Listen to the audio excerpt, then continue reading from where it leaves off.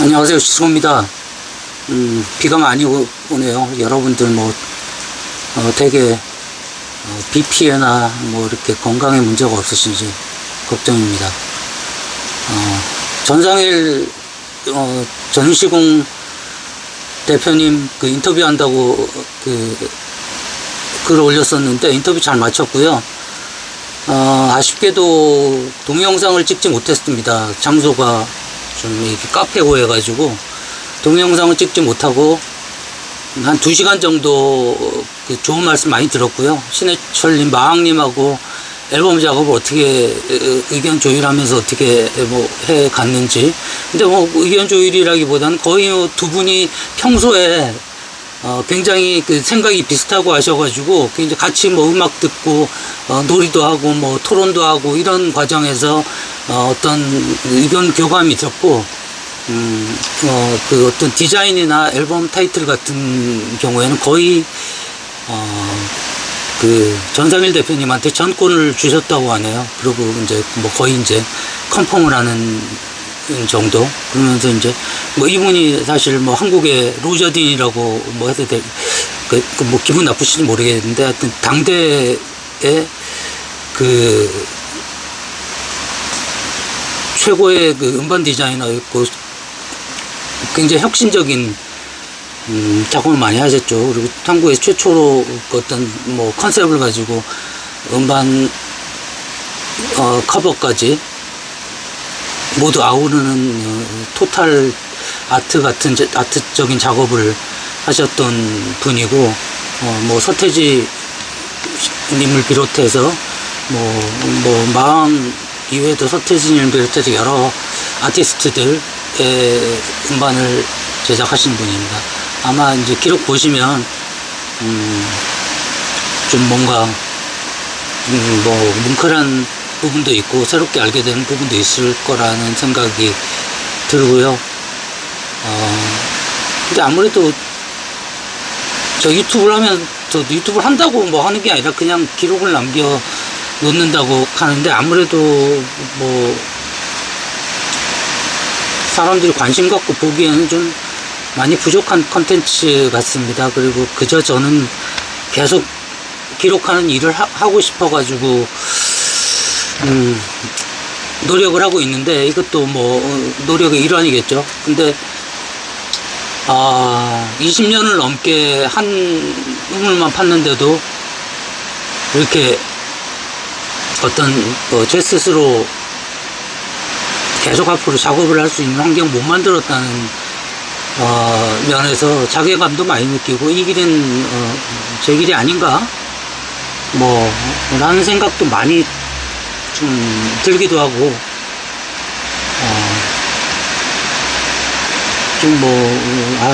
굉장히 난 무능한 사람이구나 라는 생각도 듭니다. 근데 그럼에도 불구하고 생각해보면 제가 냈던 61권 중에는 굉장히 의미 있는 책도 있었고요. 그런 걸 만들어가는 보람 때문에 계속 하고 있습니다. 좀 약간 광고 같은 얘기를 하자면 제가 냈던 책 중에 좀 많이 알려지지 않았지만 좀 제가 의미 있다고 생각하는 책들이 있는데요. 이 PD 수첩 진실의 목격자들이라는 책이 있습니다. 이 책은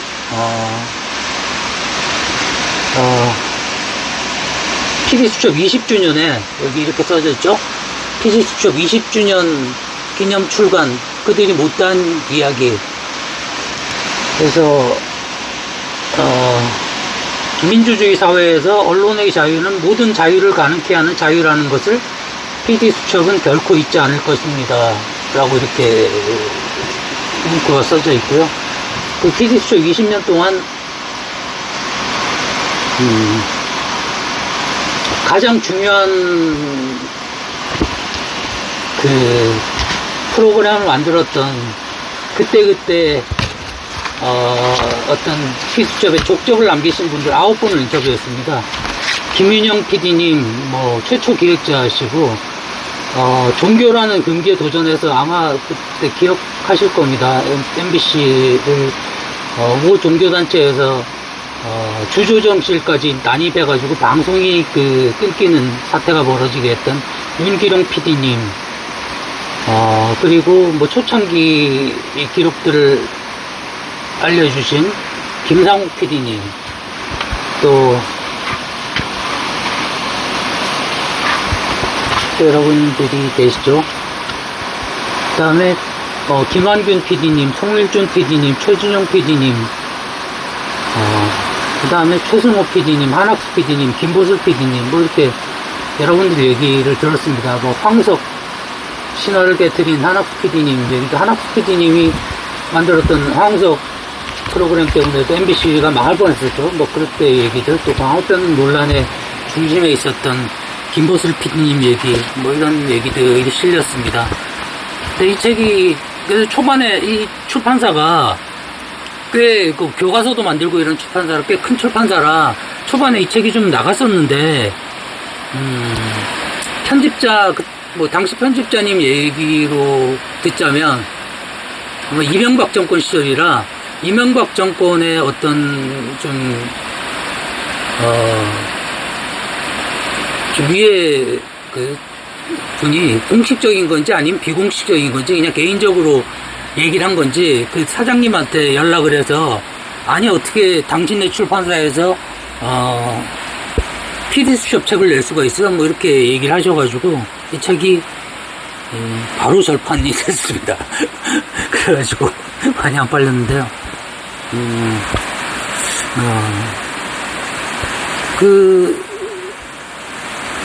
저는 좀 언론에 대해서 그런 생각이, 어떤 분들은 뭐 어떤 정권과 언론을 택해야 된다면 언론을 택해야 된다, 뭐 이렇게 말씀하시는 분도 계시고, 언론이 그만큼 중요하다는 얘기겠죠. 그냥 하나의 정권 차원을 떠나서 언론은 이 사회를 감시하고 어떤 사회가 그때 물론 뭐 그렇지, 언론이 그 역할을 못했기 때문에 기레기라는 소리도 듣고 뭐 이렇게 했지만, 사실 PD수첩이나 뭐 그것이 알고 싶다 같이 정말 사회에 꼭 필요한 프로그램들이 있습니다. 많은 사람들이 소외되고 이렇게 고통받는 사람들의 얘기를 전달해주고, 뭐 그것이 알고 싶다 같은 경우에는 정말 억울한 사연을 가진 사건들을 정말 집요하게, 경찰보다 더 집요하게 추적을 해서 그 사건을 해결해서 범인을 잡기도 하고, 아니면 경찰로 하여금 재수사를 들어가게 해서 범인이 색출되는, 뭐 아니면 피해자들의 억울함을 풀게 만드는 이런 프로그램들이 있었는데, 그것이 알고 싶다 같은 경우에는 SBS에서 방송이 되죠. 민영방송사입니다. 사실은 공영방송이나 이런 데서 해야 될 일을 SBS에서 하고 있는데, 그 다큐멘터리도 있었죠. 기껏 김민기 같은 다큐멘터리도 굉장히 훌륭한 다큐멘터리였는데, 그거는 당연히 언론이 해야 되는 일입니다. 그건 민영이든 공영이든. 근데 그런 프로그램들을 SBS에서 하는 이유는, 언론사로서 사명감도 있겠지만, 기본적으로 신청률이 나올 뿐더러, 언론사의 어떤 스테이션 이미지를 제고하는데, 우린 이런 프로그램도 있어 라는 이미지를 제고하는데 굉장히 도움이 되는 프로그램이거든요. 그렇기 때문에 하는 겁니다. 그런데 진짜 공영방송에서 당연히 이런 것들을 지속해 나가야 됨에도 불구하고, 이거는 이 정권에서 뭐 진보 정권이나 보수 정권이나 마찬가지입니다.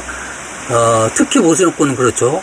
정권에서 정말 그냥 뭐 이런 우리한테 대한 비판 기사만 막을 수 있다면, 그런 프로그램만 안 나올 수 있다면, 네가 어떤 사장을 보내서 네가 그냥 뭐 어떤 방송사의 이미지나 이런 거, 뭐 시청률 뭐 이런 거 관계없이 이런 프로그램들 없애라, 뭐 이런 목적을 가지고 들어가는 경우도 있고, 그런 분들이 꼭 보면 나중에 국회의원 하십니다.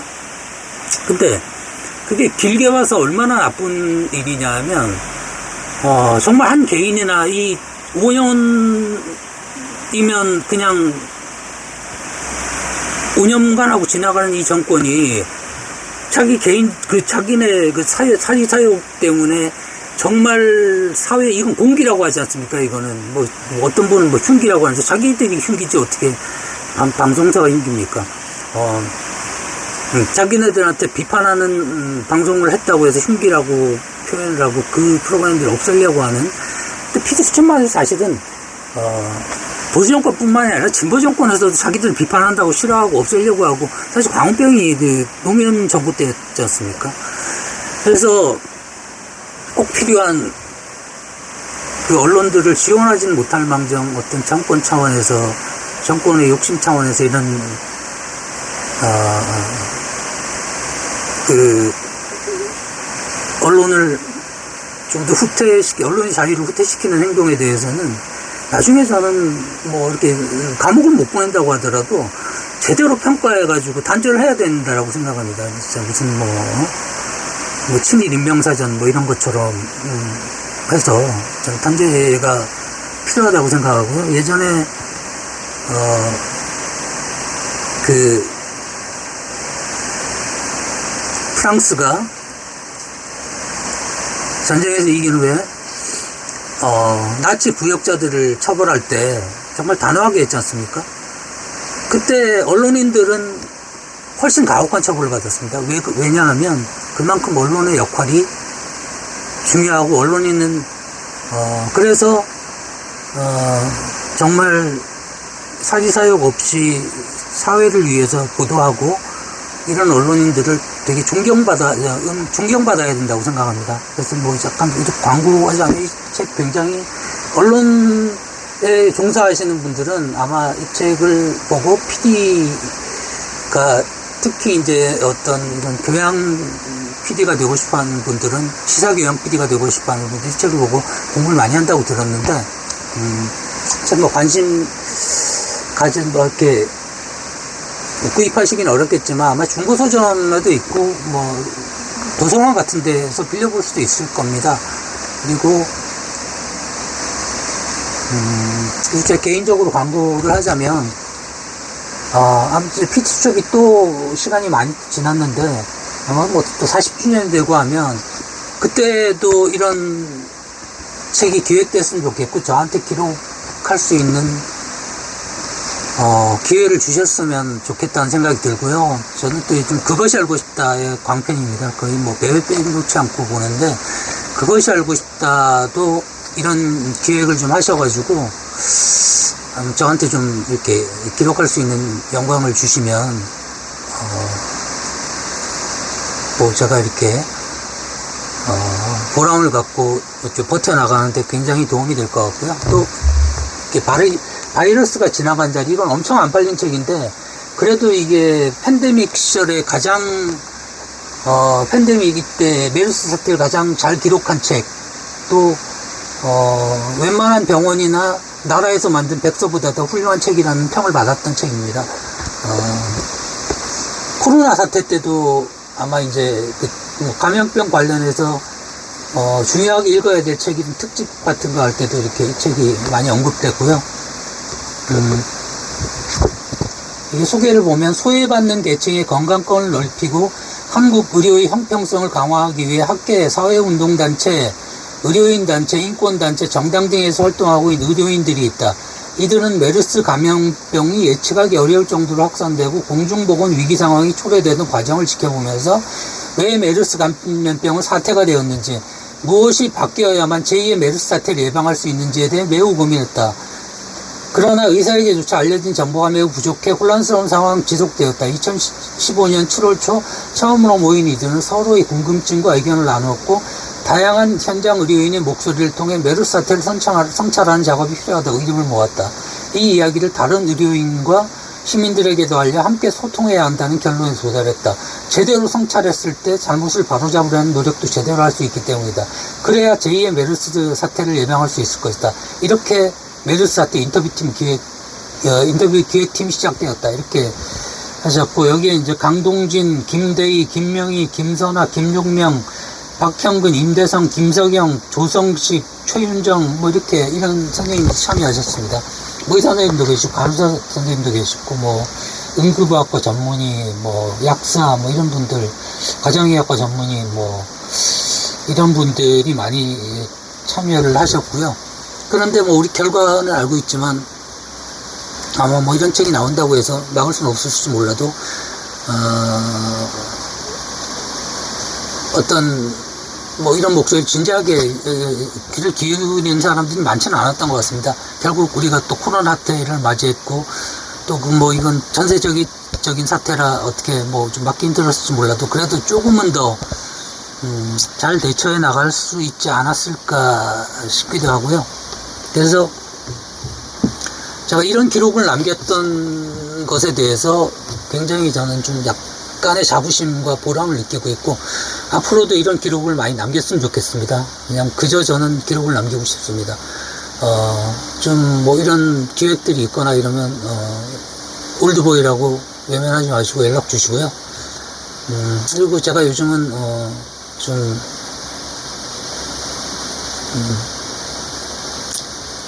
뭐 반페미니스트는 아니라고 전 스스로 분명히 생각하지만 일부 페미니스트를 비판한 것 때문에 굉장히 이 채널도 그렇고 좀 외면받고 있는 느낌이 있습니다.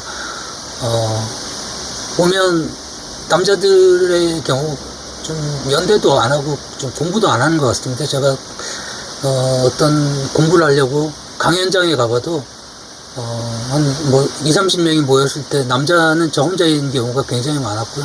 지난번 서울 독서전에 서울 국제 도서전에도 굉장히 많이 사람이 참여했죠. 한 여성 관객이 80에서 90%가 되는 것 같습니다. 그 여성들은 스스로 이제 자기들의 약자성을 고민하면서 연대를 하고 공부를 하고 있는데 남성들은 연대도 하지 않고 공부도 하지 않기 때문에 이렇게 요즘 같은 일들이 많이 벌어진다는 생각을 하고요. 저는 그래서 남성의 존재에 대해서 좀 긍정적으로 우리가 그 남자도 여자하고 잘 공존하기 위해서 어떻게 하면 그래도 남자도 좀 시대에 맞춰서 좀 대접받기 위해서는 어떤 좀 건강한 의미의 공부 그리고 협력 같은 것들이 필요하지 않을까라고 생각합니다. 뭐 주저리 얘기하다 보니까 굉장히 길어졌네요. 좀 쓸데없는 얘기 들어주셔서 뭐 이렇게 들어주시는 분도 많지 않은 것 같지만 마지막 끝까지 들어주셨다면 들어주신 분 정말 감사드리고요. 제가 계속해서 지속적으로 이 일을 해나갈 수 있게 어쩌면 저는 가장 가성비가 좋은 기록자고 가장 저렴하고 충실한 기록자일지도 모르겠습니다. 앞으로도 열심히 기록하겠습니다. 감사합니다.